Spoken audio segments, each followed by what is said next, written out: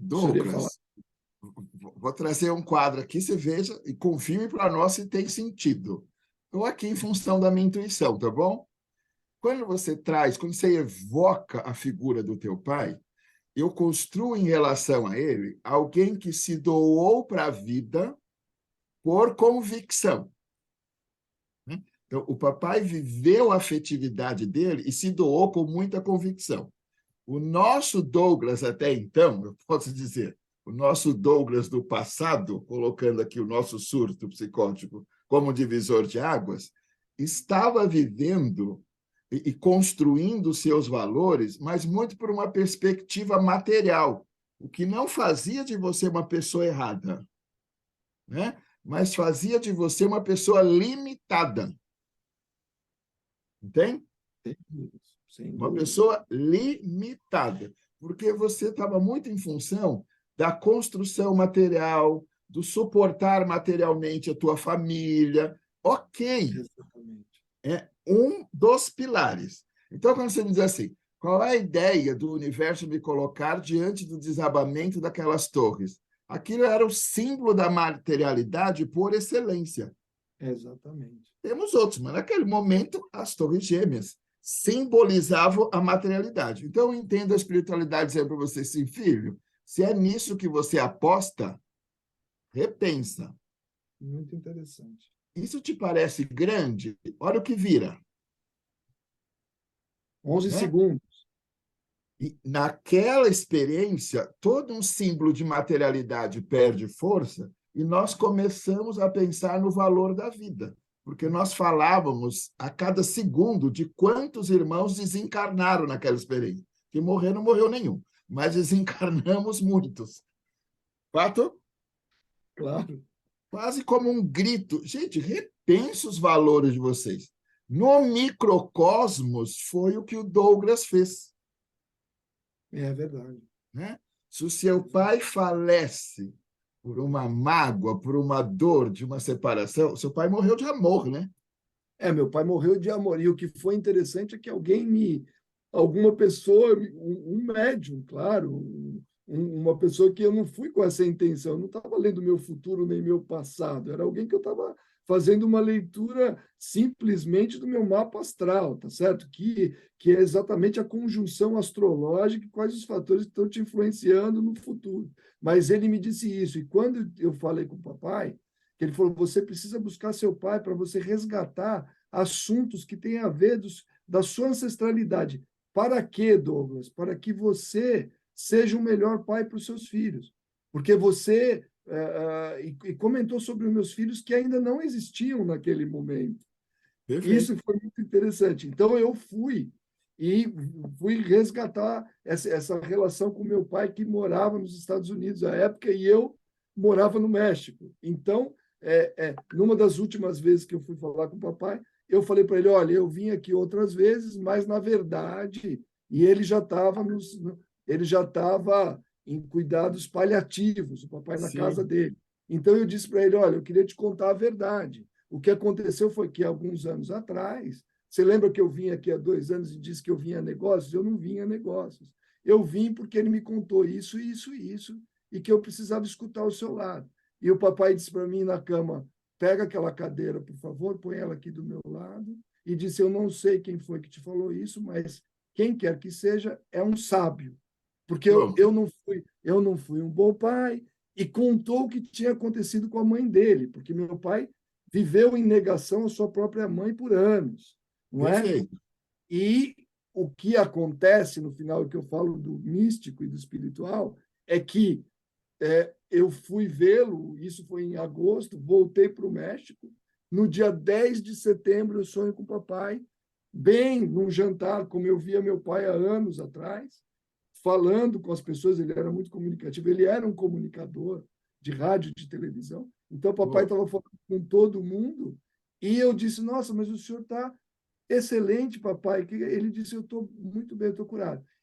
Porque quando ele conversou comigo à beira da sua cama, ele disse, eu não fui um bom pai. E eu disse para ele, você foi o melhor pai do mundo.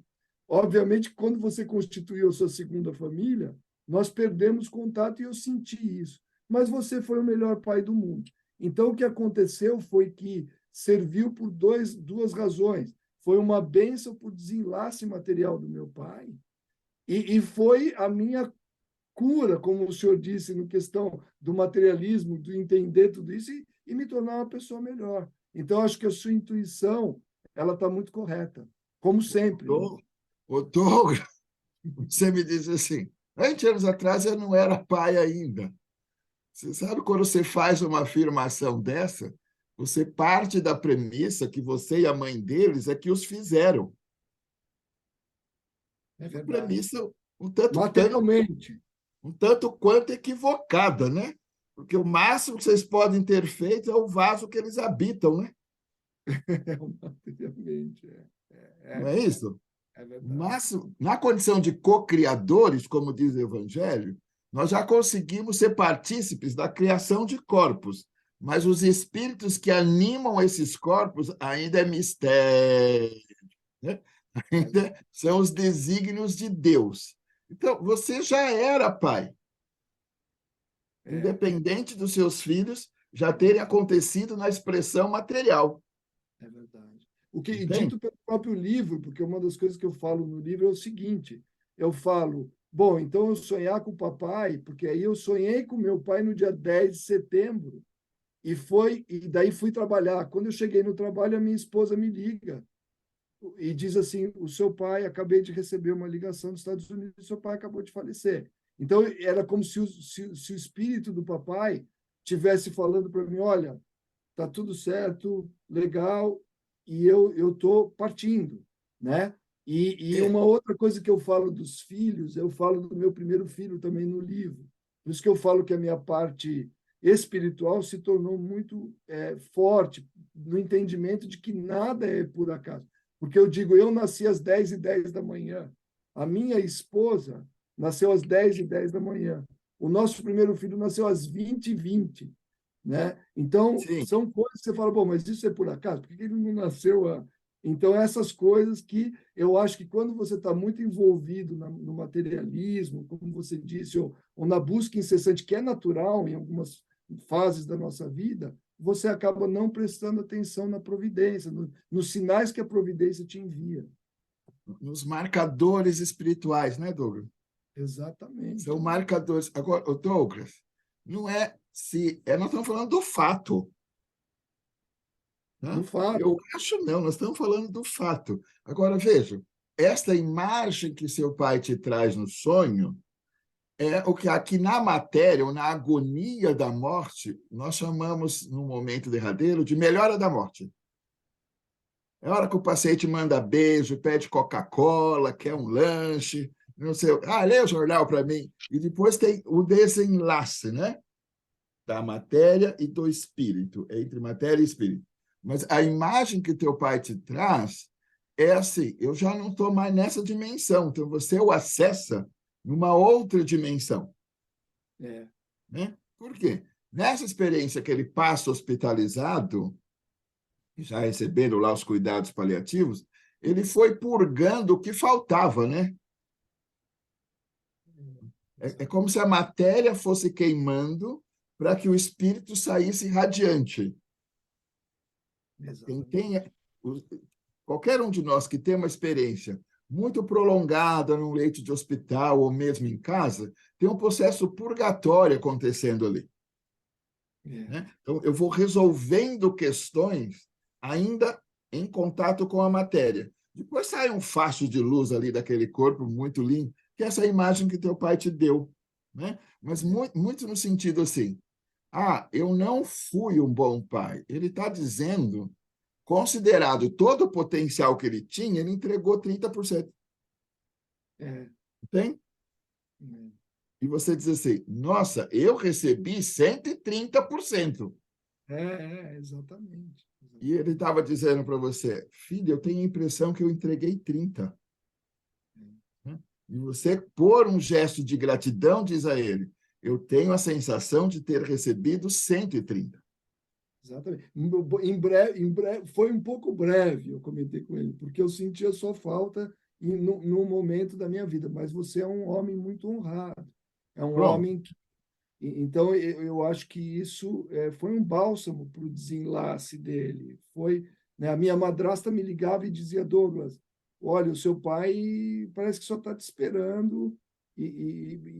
Obviamente, depois que eu o deixei, foram 2, 3 semanas quando ele faleceu, alguma coisa assim. Somo a essa experiência, Douglas, uma outra percepção talvez te ajude. O Douglas, alguém diz ao telefone, o seu pai está te esperando para que você mesmo se ouça. Exatamente. O seu pai não estava esperando nenhum texto seu para desencarnar, mas estava te dando uma oportunidade para que você se ouvisse. Exatamente. Entende isso? Exatamente. Filho, Exatamente. vem até aqui para que você possa se ouvir. Porque o que você disse para o seu pai é a mesma expectativa que você nutre no coração como referência para os teus filhos. A única coisa que te compete hoje e que te preenche hoje é que os teus filhos têm em você uma referência, como nós temos no Cristo. É, Os estudos estão financiados, as formações profissionais estão encaminhadas. Eu quero ser. Eles não precisam mais de nós hoje, né? Eu já estou também com um lá em casa com 21 anos, e é, já não é mais meu filho, já é amigo há muito tempo. Mas, enfim, o que eu posso esperar mais? Que ele tenha em mim alguma referência positiva, né? exatamente. Porque a dependência, de fato, não tem mais, né? Exatamente. Já nos posicionamos literalmente como duas individualidades amigas.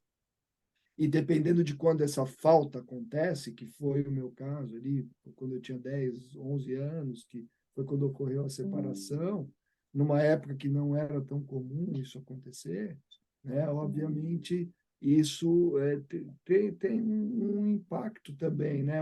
Não é não só o fato da separação, mas é o fato do divórcio, mas é o fato da separação física, né? De você já não ter com o seu pai, e a figura do pai é importante, né? Na formação de qualquer criança, né? De qualquer. O Douglas, se a gente particularizar aqui a trajetória, será que a criança Douglas tinha onde receber tanto afeto?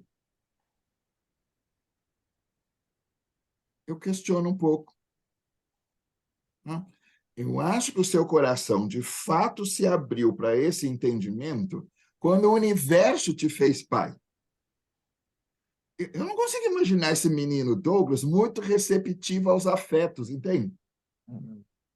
Eu acho que quando. Isso é uma outra coisa que a gente conta no livro, né? O fato de quando a minha namorada, à época do surto, hoje minha esposa, e ela ficou grávida, né? E eu estava me recuperando, né? Eu estava naquele 1 ano pós tudo de depressão e tudo isso, e foi primordial, sem dúvida, a vinda do nosso filho foi realmente, eu digo, um gatilho na recuperação nesse caso, né?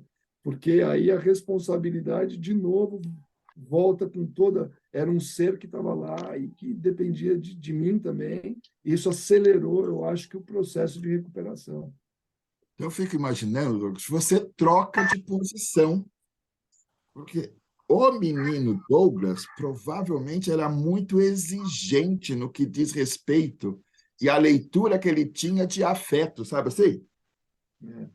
Eu acho que você misturava um pouco de amor com perfeição, entende? Eu acho que naquela idealização da criança, né? Na É de idealização você, da né, Douglas? criança. Hã? A sua, né? Da Você criança eu sei quem é. Da criança eu não sei quem é. Eu sei que o Douglas tinha essa posição diante do mundo. Tanto é que o universo diz assim: como que nós vamos ajudá-lo a fazer o exercício da paternidade? E ela acontece quando você está fragilizado, né? Quase que te enganaram. Exatamente. Não é isso? Exata, exatamente. Ela Você acontece. entra, você troca de lugar quase que num certo transe. É Mas verdade. leio como uma estratégia da espiritualidade. Eu não sei se você geraria filhos assim muito lúcido, consciente, materialista. É. Porque você Não, é ficaria claro. guardando dinheiro para a universidade lá em Harvard. em vez de pensar em ter essa criança nos braços. De É, novo, não estou dizendo que seja errado, mas o que se faz primordial, entende? exatamente. Então, Esse que aí é a grande lição, né? aí você começa a exercer a paternidade e aquele espaço que não havia no coração do menino Douglas para receber afeto, você era muito exigente, viu, Drew? É Gente, que eu estou verdade. sendo bem simpático. Você era um pouquinho exigente, não é Uhum. fato? É, pô, claro, claro. Criterioso, diria minha mãe. Criterioso. Criterioso. E aí você começa a exercer a paternidade. Então, o que você esperava receber, agora você se vê na continência de oferecer, né? Exatamente. Para quê? Para que Exatamente. você descobrisse o valor. Tem? Porque quando você diz assim, para toda criança, a figura paterna faz falta. Eu digo, falta faz, mas não é imprescindível. Porque às vezes a gente morre e fazer o quê? Por Né? isso que os gatilhos não foram, eu não posso dizer que isso é um gatilho, são vários os gatilhos que te levam. Exatamente como o senhor comenta, a materialidade, tudo exatamente. Você tem um desequilíbrio aí das suas buscas, um desequilíbrio. E por isso que a cura ela exatamente envolve todos esses aspectos da vida.